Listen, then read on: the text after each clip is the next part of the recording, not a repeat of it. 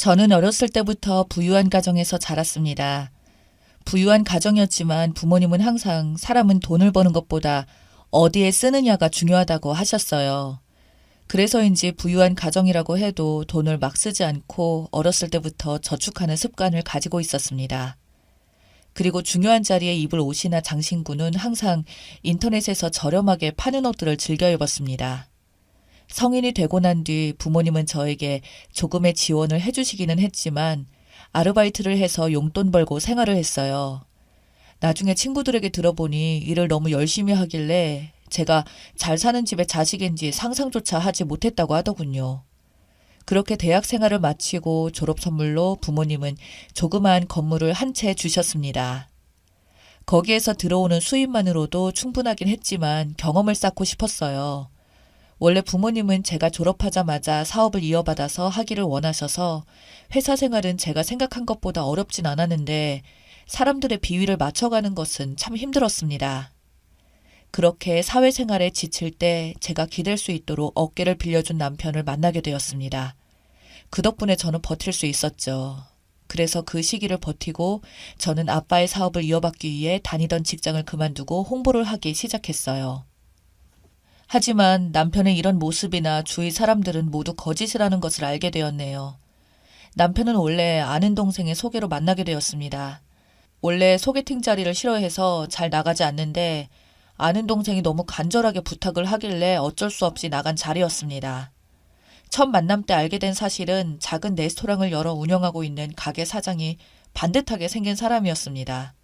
하지만 처음 만났을 때는 호감을 잘 느끼지 못했습니다. 그래서 애프터 자리는 피해야지 하고 생각을 했는데 계속해서 우연히 마주치게 되는 거예요. 계속 마주치다 보니 정말 인연인가 싶었고 결국 만나게 되었어요. 사귀기 시작하면서 처음 만남 때보다 더 괜찮은 사람이라는 것을 알게 되었습니다. 제가 힘들 때마다 달려와주고 저를 기다려줬거든요. 그래서 저희는 만난 지 4개월 만에 결혼을 하게 되었습니다. 정말 많은 분들의 축하와 환호를 받으며 행복한 결혼식을 마쳤습니다. 제가 행복해하는 저의 모습을 보니 저희 부모님이 선물로 저의 명의로 된 신혼집을 마련해 주셨어요. 처음에는 너무나 행복했습니다. 이 사람은 바쁜 와중에도 항상 제 아침밥도 챙겨주고 일하는 중간에도 틈틈이 연락도 하더군요. 그래서 결혼을 이 맛에 하는 거구나. 왜 다들 이렇게 행복한 것을 하지 말라고 하는 걸까라는 생각도 들 정도였습니다. 그런데 어느 날부터인가 계속 제 물건이 하나 둘 사라지기 시작했어요. 처음에는 조그만 액세서리로 시작했습니다. 큰 것도 아니고 작은 것들 한두 개 정도가 티가 안 나게 사라졌죠. 주변에 조금 이상하긴 했지만 제가 어디에 잘못 뒀나? 기억을 못하는 거겠지 하고 넘어갔어요. 그런데 이상하게도 시간이 점점 지나갈수록 샀는데 택도 떼지 않았던 것들만 하나 둘 사라지는 겁니다. 그래서 남편에게 물었더니 자기도 모르겠다고 하더라고요. 하루는 남편의 가게에 가서 친구와 함께 밥을 먹는데 분명 제가 며칠 전에 잃어버렸던 목걸이와 똑같이 생긴 것을 가게 아르바이트생인 효민 씨가 하고 있더군요. 그런데 효민 씨한테 너무 잘 어울리길래 효민 씨에게 말을 걸었어요. 효민 씨도 이거 가지고 있구나. 나도 금목걸이 있었는데 며칠 전에 사라졌어요. 보니까 너무 아쉽다. 너무 예쁘죠? 효민 씨랑 너무 잘 어울린다. 감사해요. 제가 이런 스타일 좋아하거든요. 그런데 갈 때마다 효민 씨가 한 액세서리들이 제가 가지고 있는 것들과 같더라고요. 그래서 그냥 효민 씨와 제 취향이 비슷한 줄로만 알고 있었습니다. 어느 날 일이 끝나서 남편에게는 말을 하지 않고 남편의 가게 앞으로 가서 남편에게 전화를 걸었습니다. 원래 남편과 저는 서로의 회사에 가게 앞에서는 잘 만나지 않고 항상 퇴근 후에 집에서만 보는 편이었거든요. 남편, 어디야? 나 일하고 있지. 왜? 정말? 오늘 언제쯤 끝나? 응? 오늘은 좀 늦게 끝날 것 같아. 알았어. 이렇게 통화를 마치고 저는 남편에게 밝히지 않고 주차장 구석에 차를 대놓았어요. 가게 마감 시간이 다가오는데 남편이 가게 밖으로 나오는 겁니다. 그래서 저도 차 밖으로 나가려고 하는 순간 남편의 뒤로 효민 씨가 나오는 거예요. 그래서 가게에서 나온 둘은 남편의 차를 같이 타더군요. 처음에 저는 효민 씨가 차가 없어서 남편이 데려다 주는 건가 보다 하고 그냥 넘어갔습니다. 집에 도착해서 남편은 제가 봤다는 사실을 몰랐기 때문에 한번 말을 꺼내봤어요. 효민 씨는 아직 차가 없나 봐? 저는 효민 씨 차가 없어서 남편이 데려다 준 것인지 알았는데 아니었어요. 순간 싸한 촉이 오길래 이날은 그냥 넘어가 봤습니다. 그리고 며칠이 지나게 되었어요. 그날은 남편에게 가게를 간다고 이야기해놓고 차를 주차한 뒤 가게 쪽으로 가고 있었습니다. 그런데 가게 알바생들로 보이는 사람들이 제 귀를 의심하게 만드는 이야기를 하더군요. 아니, 효민 언니랑 사장이랑 아무리 봐도 이상한 것 같아요. 몰랐어? 사장님이랑 효민 씨랑 썸 탄 지 좀 오래됐잖아. 그래서 유부남이랑 왜 저러는 거냐고 계속 말 나왔잖아. 왠지 둘 사이가 이상해 보이기도 했어요. 평범한 사이가 아닌 것 같은데. 그쵸? 불륜이나 주말 드라마 보는 것 같네. 아, 몰라. 우리는 돈만 받으면 되지. 야, 일이나 하러 가자. 본의 아니게 이 말을 모두 듣게 된 저는 입맛이 떨어졌죠. 그래서 남편에게는 컨디션이 안 좋아져서 집에 먼저 간다고 했습니다. 남편이 집에 오고 난 뒤 바람이 확실하진 않았지만 심증이 있으니 확인을 해야겠다 싶어서 남편 차에 물건을 두고 왔으니 차 키를 달라고 했습니다. 처음에는 자기가 가져다 주겠다고 하는 거예요. 제가 컨디션이 좋지 않아서 누워 있었으니 산책도 갈 겸 제가 가겠다고 했습니다. 그랬더니 순순히 차 키를 주더군요. 그래서 지하 주차장에 내려가 남편 차의 블랙박스를 확인해 봤습니다. 남편의 차에 있는 블랙박스 메모리 카드에 저장되어 있는 것이라서 그 메모리 카드를 빼서 저의 노트북으로 확인을 해봤습니다. 멍청한 자식이 제가 메모리 카드까지 뽑아서 볼 줄은 몰랐는지 증거를 확실하게 남겨놨더군요. 둘의 대화를 들어보니 불륜 관계가 확실했습니다. 오늘은 가져온 거 없어? 나 저번에 그 언니가 하고 있던 귀걸이 가지고 싶은데. 요새 눈치가 빨라져서 안 돼. 뭐 가져오기가 좀 그래. 심지어 제게서 사라졌던 제 물건들은 모두 효민 씨에게 가져다 줬다는 것이었죠. 거지도 아니고 남이 썼던 물건을 쓰는 건 무슨 심리인지 이해가 안 되었는데 우선 이 증거들을 이용해서 이혼 소송을 걸기 위해 노트북에 모두 저장을 해놨어요. 드라마에서만 일어났던 일이 저에게 일어나니까 참 어이가 없었어요. 그런데 믿고 있던 사람에게 가지고 있던 심증을 확신으로 변한 순간 떨리는 손도 멈추고 사람이 참 초라해지더라고요. 노트북에 모든 증거를 남겨놓은 뒤 메모리 카드를 블랙박스에 다시 되돌려놓고 집으로 올라갔습니다. 집에 와서 물건을 찾았냐고 하는 남편의 말에 찾았다고 한 뒤 빨리 자자고 했어요. 누워서 자는 척을 하다가 남편이 잠이 들고 난 뒤 몰래 그 사람의 핸드폰을 들고 화장실에 갔습니다. 증거를 찾기 위해서 여기저기 찾아보는데 SNS에 다른 계정이 있더라고요. 친구들과 연락도 주고받고 심지어 계정을 2개 만들어서 한 개는 저에게 보이는 계정으로 한 개는 친구들과 그리고 효민 씨와 소통하는 계정이었어요. 다른 계정의 메시지를 확인하는데 기가 막히는 게 이 사람 제가 부잣집의 딸이라는 것을 알고 접근한 거더라고요. 친구들과 나눈 메시지를 보니 더 가관이었어요. 그래도 몇 개월 동안 고생했는데 내가 노력한 건 받아내야지. 미친 자식. 돈 뜯어내려고 부르냐? 적어도 아파트 정도는 해줘야지 결혼까지 했는데. 그것도 안 해주고 노인네들 진짜 너무하더라. 야, 조만간 제대로 뜯어서 한턱 쏠게. 이런 내용의 메시지를 보는데 저는 기가 차더군요. 제가 이 모든 것들을 찍은 뒤 저와 가장 친한 친구에게 보내두었습니다. 이 친구가 이쪽 업계에서 유명할 정도로 일을 잘하는 친구라서 이혼 소송은 별로 걱정이 되지 않았지만 어떻게 해야 가장 망신을 줄 수 있을까 고민했어요. 화장실에서 나와서 남편의 핸드폰을 제자리에 두고 저는 집을 나왔습니다. 우선 가는 길에 부동산에 제 명의로 된 집에 왔어요. 그리고서는 남편이 출근하고 집에 없을 시간에 사람들을 불러서 그 사람의 짐을 모두 싹 버리고 청소를 했습니다. 그리고 능력 있는 변호사이자 저와 제일 친한 친구와 함께 남편의 가게로 갔습니다.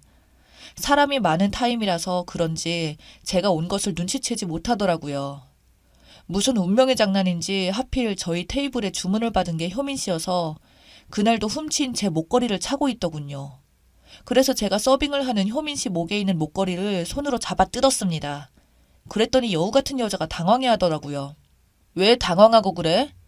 원래 내 거니까 내가 망가뜨리는 건데. 지금 뭐 하시는 거예요? 저는 바로 그들이 차 안에서 나눈 대화를 스피커를 통해 가게에 틀었고 가게 손님들은 심각한 분위기를 눈치챘는지 카메라를 켜기 시작했어요.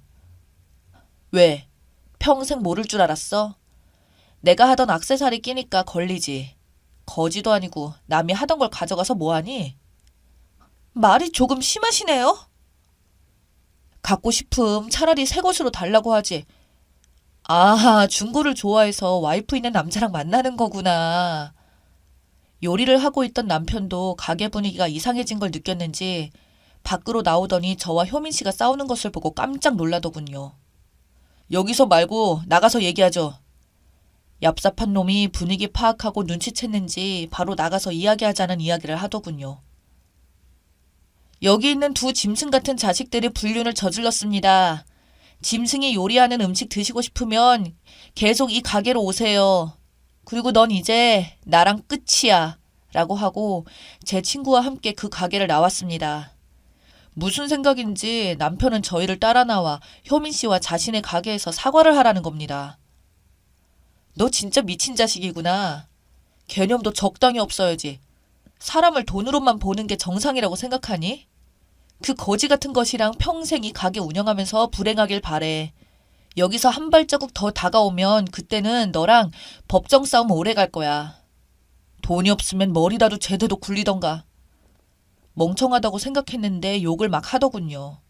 그때 마침 제 친구가 차에서 내려 명함을 내밀었더니 하던 욕을 멈췄어요. 저는 너 잘못 건드렸어. 말을 하고 바로 그놈을 뒤로 하고 친정으로 가서 아버지께 다 말씀드렸습니다.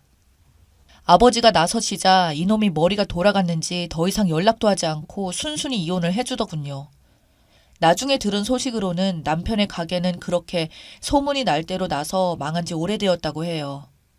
이 사람 완전히 망하게 된 것에 아버지의 힘도 들어갔다고 들었습니다. 깔끔하게 끝나서 좋긴 좋은데 기분은 저를 돈으로밖에 보지 않았다는 사실이 슬프더라고요. 살아갈 때 돈만 필요한 게 아닌데 말이죠.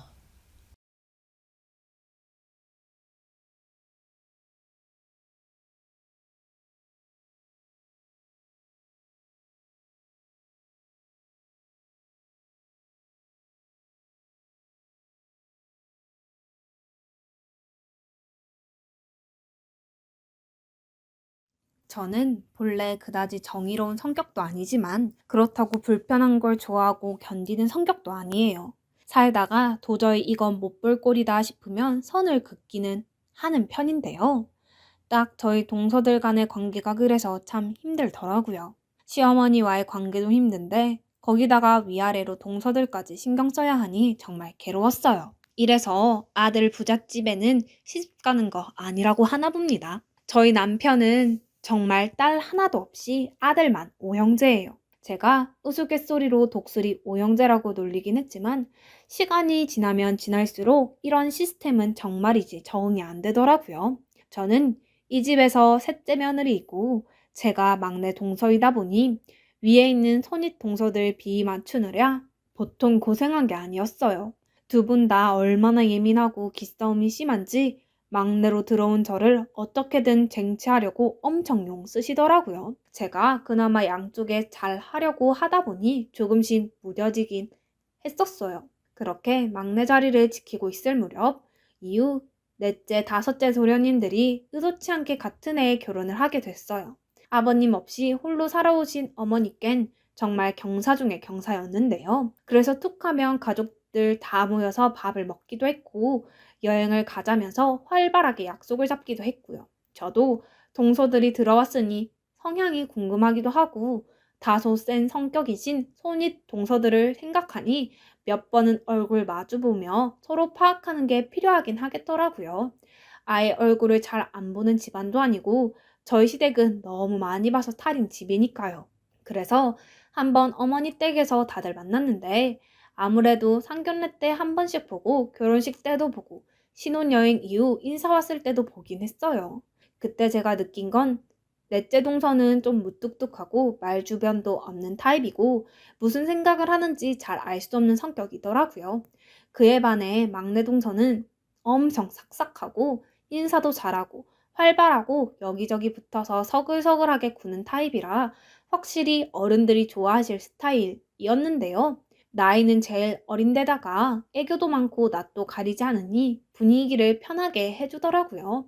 그래도 얼핏 보면 넷째 동서도 성격이 나쁜 사람 같진 않은데 막내와 달리 잘 어울리지 못하니 그게 좀 안타깝긴 했죠.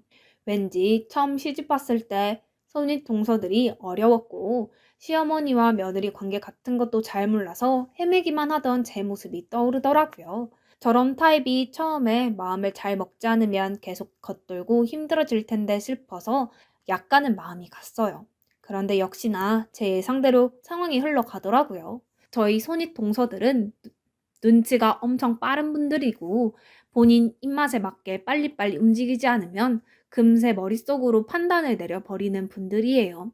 그게 어떤 판단이냐 하면 자기 편으로 삼아서 끌고 갈지 아니면 반대로 남겨서 적대시할지를 결정하는 거죠. 막내 동서는 눈치가 어지간히 빠른 게 아니어서 바로 손윗 동서 두 분에게 착 달라붙어 이런저런 질문도 하고 연락도 하고 벌써 개인톡도 해가면서 관계를 만들어 나가는 것 같더라고요. 이후에 동서들끼리 모여 밥을 먹자고 했는데 일단 한 번만 참석하고 이 다음엔 되도록 미룰 예정으로 나가봤어요. 그런데 이거 막내 동서가 생각보다 성격이 만만치 않더라고요.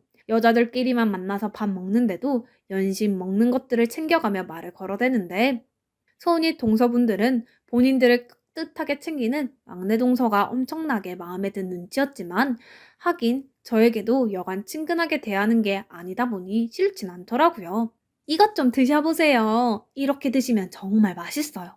그런데 어쩜 그렇게 눈가에 주름이 하나도 없으세요? 제가 만약에 40대가 된다면 성님들처럼 나이 들 수 있었으면 소원이 없겠어요. 이런 40대라며 나이 드는 게 뭐가 무섭겠어요. 정말 대단하세요. 본래 이런 소리들을 남한테 하는 걸 들으면 아부라는 게 딱 느껴지지만 내가 들으면 정말 진실되게 날 향한 소리로 들리잖아요. 손윗 동서들도 그렇고 저도 그렇고 기분이 좋긴 하더라고요. 그렇게 화기애애하게 분위기를 이어나가고 있는 사이 유독 한쪽만 침울하게 조명이 꺼져 있었으니 바로 넷째 동서가 앉아있는 자리였어요. 딱히 화난 것도 뭔가 우울한 일이 있는 것도 아니었겠지만 무표정한 상태로 그냥 나온 밥을 먹고 손윗 동서들이 질문하는 것도 답답형으로 하거나 계속 혼자 생각하듯 멀뚱멀뚱 있으니 그런 모습이 썩 이뻐 보일 리 없었죠. 하지만 그렇다고 넷째 동서가 딱히 예의가 없다거나 함부로 대하고 그러진 않았거든요. 그런데 이후에 완전히 판세가 뒤바뀌어서 제가 가장 싫어하고 진저리가 나는 여자들만의 그런 게임이 시작되어 버렸습니다. 바로 손윗 동서들과 눈치 빠른 막내 동서가 합의되어 넷째 동서를 대놓고 왕따시키고 함부로 하는 흐름이 만들어지게 된 거예요. 그날 뭔가 느낌이 안 좋다 싶었지만 다음날 바로 저한테 둘째 동서에게 연락이 왔더라고요. 이봐 동서, 아무래도 넷째는 좀 성격이 너무 우울하고 어두워 보이지 않아? 서방님은 왜 저런 애랑 결혼한 건지 이해가 안 가네. 솔직히 우리 형제들 중에서 제일 직업도 좋으신데 말이야.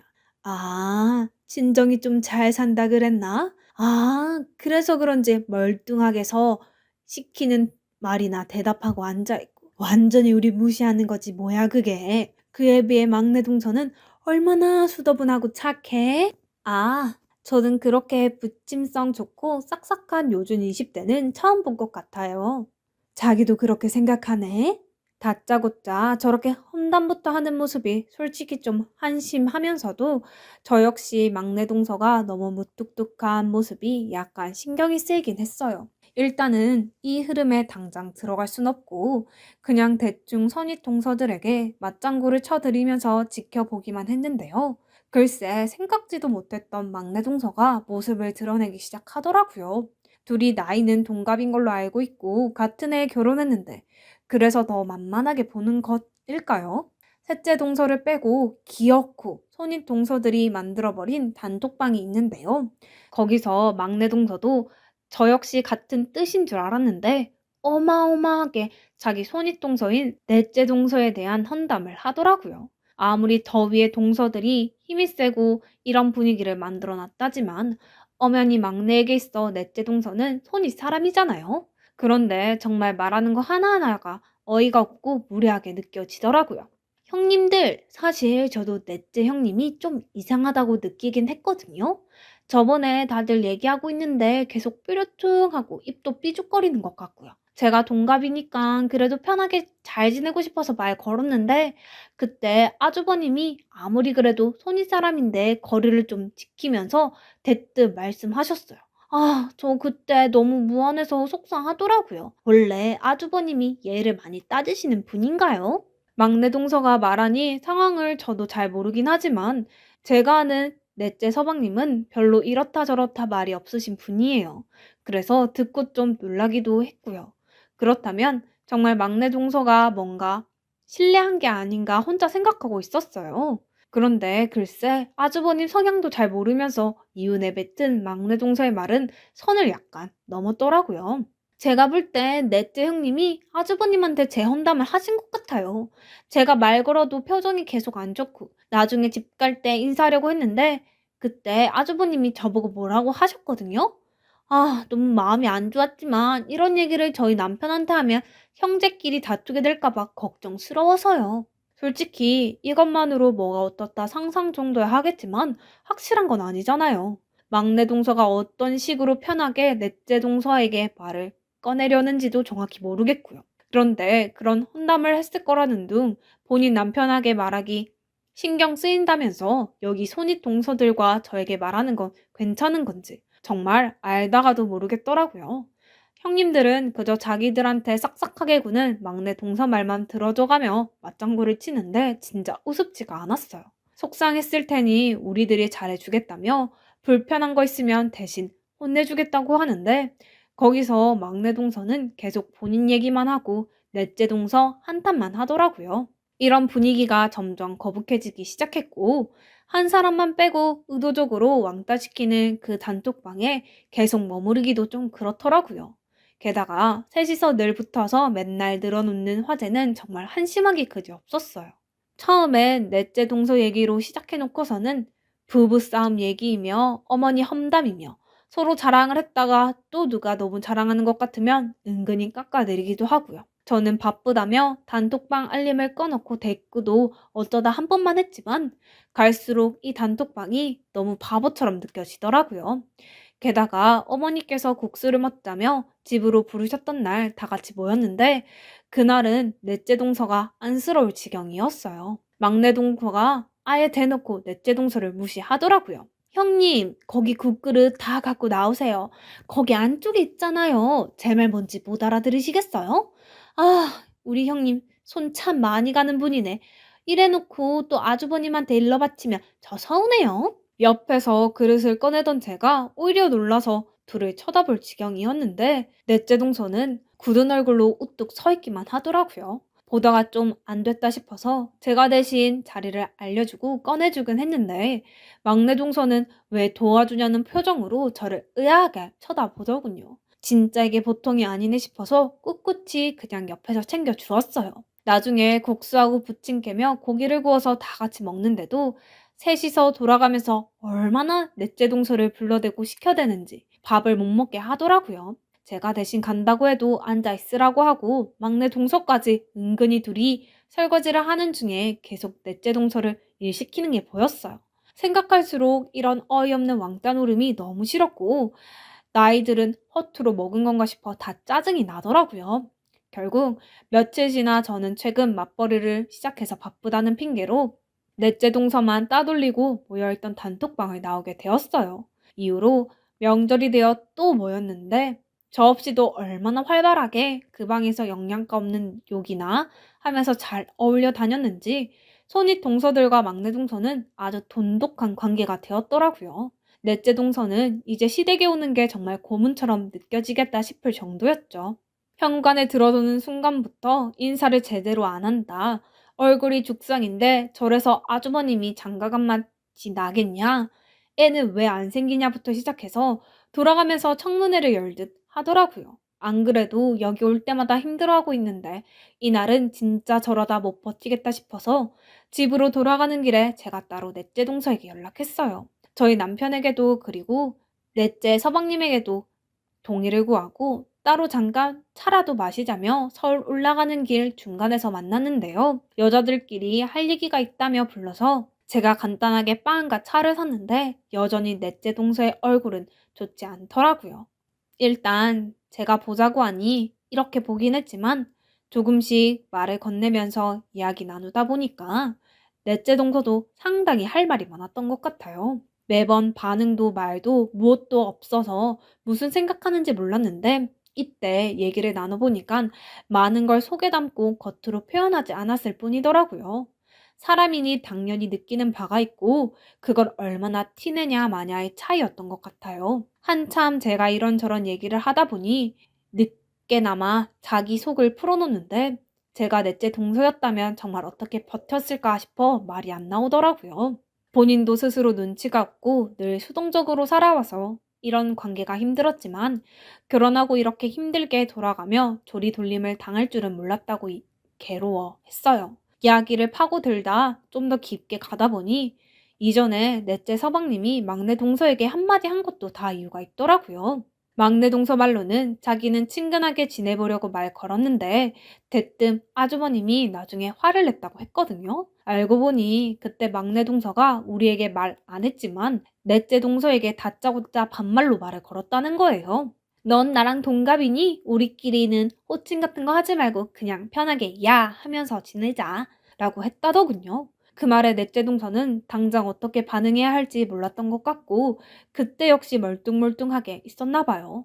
하지만 그 말을 옆에서 직접 들은 넷째 서방님은 아무리 생각해도 이건 아닌 것 같아서 집에 가는 길에 막내 동서를 불러세워 한마디 했던 것이고요. 본인이 잘못한 내용은 하나도 하지 않고 쏙 빼놓은 채 아주버님이 자기한테 한 말이 기분이 나쁘다며 그조차도 넷째 동서가 분명히 헌담한 걸 거라고 몰아가는 막내 동서는 진짜 보통 성격이 아니더군요. 결과적으로 이 일로 인해서 넷째 동서는 더 크게 괴롭힘 당하게 되었지만 이게 더 악화될까 싶다 보니 남편에게 말도 못했고 그러다 보니 시댁은 갈수록 가기 싫어지고 무서웠고 왜 안 가려고 하냐는 남편과 싸우게 되어 우울증과 화병에 시달렸다고 합니다. 아마 넷째 서방님도 이 사실을 알면 가만히 있을 성격은 아니니 일이 더 커질 것이고 동서는 그냥 자기 혼자만 참으면 될 거라고 생각해서 그렇게 꾹 참았다는 거예요. 그런 와중에 제가 이렇게 물어봐주고 힘들었겠다고 말해주니 그제서야 좀 위로가 되고 숨구멍이 트인다면서 엉엉 우는 게 아니겠어요? 30대인 저와 나이 차이도 좀 있어서 그런지 안 그래도 애 같은데 서러움을 꾹꾹 누르고 있다가 펑 터뜨리며 통곡하는 걸 보니 너무 안쓰럽더라고요. 나이 차이 꽤 있는 여동생처럼 느껴져 저도 계속 어르고 달래주었죠. 그렇게 다독이고 빵도 잔뜩 사서 안겨준 뒤 이후로는 너무 걱정하지 말라고 내가 같이 있으니 괜찮을 거라고 등 두드려서 보냈습니다. 이런 사실을 알고 나니 새삼 막내 동서가 곱게 보이지 않고 어린 동서가 집안의 실세처럼 군다고 거기에 놀아나는 다른 손윗 동서들도 참 철없어 보이더라고요. 무슨 말을 하고 어떻게 하자고 하건 간에 저는 되도록 신경 안 쓰기로 했고 이후 수년이 지나는 동안 저는 계속해서 넷째 동서와 같이 있어주고 이것저것 알려주며 챙겨주게 되었어요. 그랬더니 다른 동서들과 슬슬 거리가 생기면서 은근슬쩍 넷째 동서 편으로 기울고 있었냐면서 불만이 터져 나오더군요. 사실 이런 걸로 따지는 것조차 너무 무의미하고 유치하게 느껴지는데 그들은 그런 인식도 없는 것 같았죠. 기어코는 그 앙큼한 막내 동서마저 제가 우습게 보였는지 아예 대놓고 빈정거리는 게 아니겠어요? 어머, 셋째 형님도 대단하시다. 저희랑 그렇게 넷째 형님 욕할 땐 언제고 이젠 그쪽에 가서 붙으시는 거예요? 큰 형님이랑 둘째 형님이 너무 불쌍해요.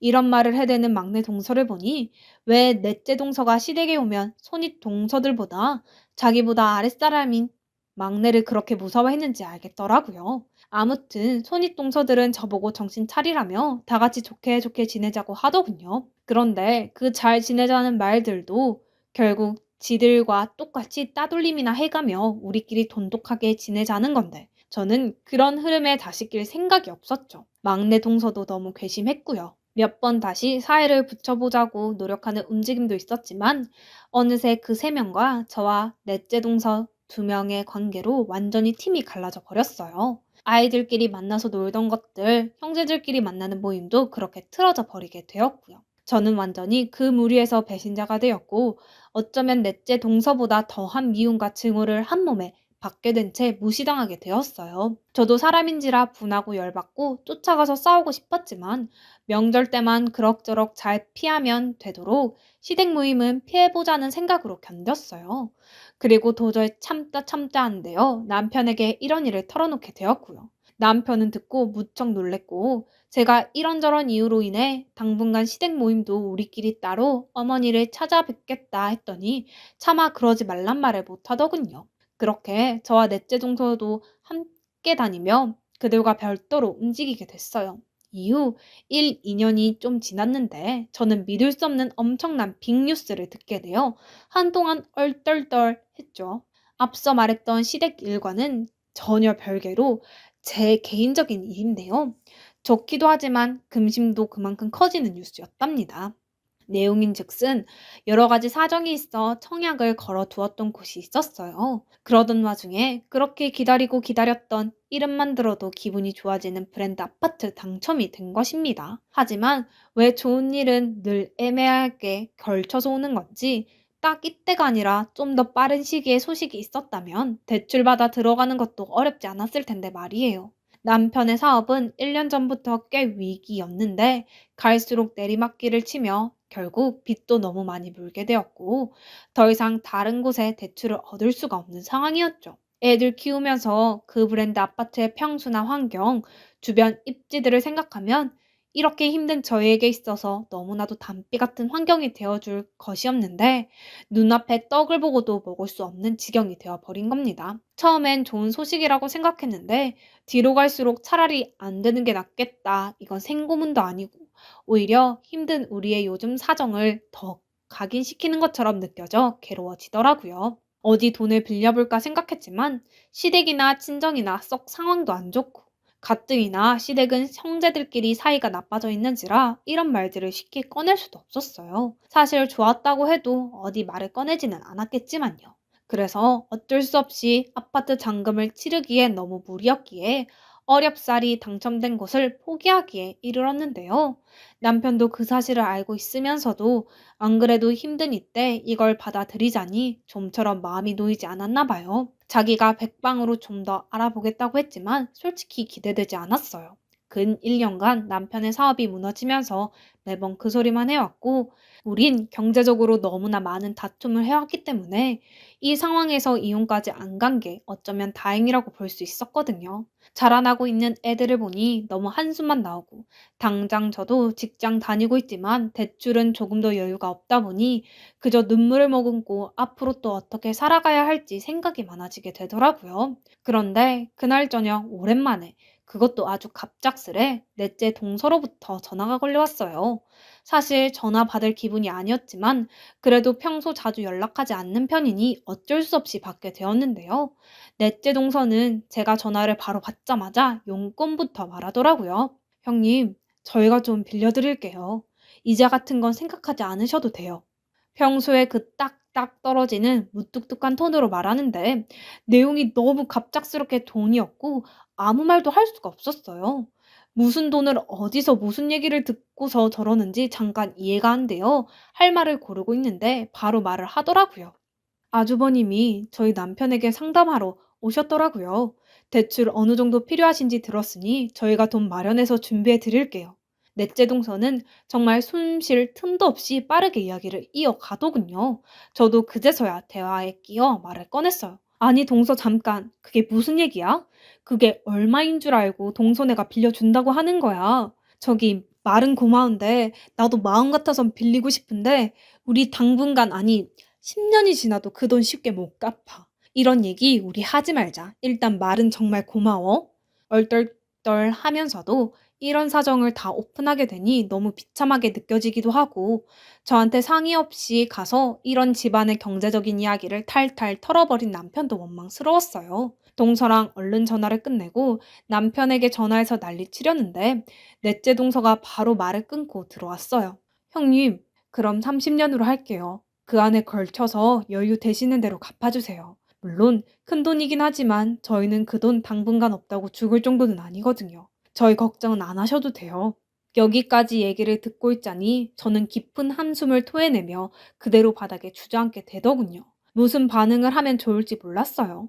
사실 저도 연달아 거절할 수 있을 정도로 쉬운 돈이 아니니까요. 거절할 수도 냉큼 받을 수도 없는 괴로운 상태에서 말똥말똥 벽만 쳐다보고 있는데 다시 넷째 동서가 말을 하더라고요. 형님, 전 진짜 형님께 감사하게 생각해요. 형님 아니었으면 저 신혼 초에 결혼 생활 이어가기 정말 힘들었을 거고, 우리 유진이 임신하고 낳고 이런 것도 생각할 수 없었을 거예요. 죽고 싶단 생각까지 들 정도로 그렇게 괴로워했는데, 형님이 절 끌어내 주셨잖아요. 결혼은 제 의지로 했지만, 결혼 생활 유지하고 지금까지 살아오게 된 건 다 형님 덕이 컸어요. 그러니 그냥 받아주세요. 안 갚으실 분 아니잖아요. 대신 30년이에요. 그것만 지켜주시면 돼요. 이쯤 듣고 있자니 말문이 막혀있던 저는 모든 들숨날숨이 울음으로 바뀌었고 넷째 동서에게 너무 고맙고 미안하고 면목이 서질 않아 어쩔 줄 모르겠더군요. 그런 저를 달래주려는 동서의 모습을 보니 그새 동서 역시 나이를 많이 먹었구나 싶기도 하고 더 이상 어르게 느껴지지 않았어요. 제가 도움을 받게 되는 상황이 될 거란 생각은 해보지 못했는데 인생은 이래서 마지막에 마지막까지 알 수 없는 것 같아요. 저도 일을 하고 있고 남편도 열심히 계속 빚을 갚고 있으니 이후로 계속해서 열심히 갚아나갈 예정이에요. 동서는 이전처럼 아주 가끔씩 연락하고 얼굴을 보자고 하며 돈 때문에 저희 사이가 불편하거나 어색해지는 걸 용납할 수 없다고 하더라고요. 미안한 마음에 제가 자주 연락해도 대답도 잘 안 하고 신세진 기분을 들게 하기 싫다는데 동서의 성의에 그저 고마운 마음만 가득할 뿐입니다. 그리고 앞으로 더욱 열심히 살아야겠다는 다짐을 굳건히 하게 되네요. 여태까지 별것 아니라면 별것 아닌 저의 이야기를 들어주셔서 감사합니다. 저에게 있어선 무척 기억에 남고 마음속 크게 자리 잡은 일이라 이렇게 사연을 보내보게 되었어요. 다들 건강하세요.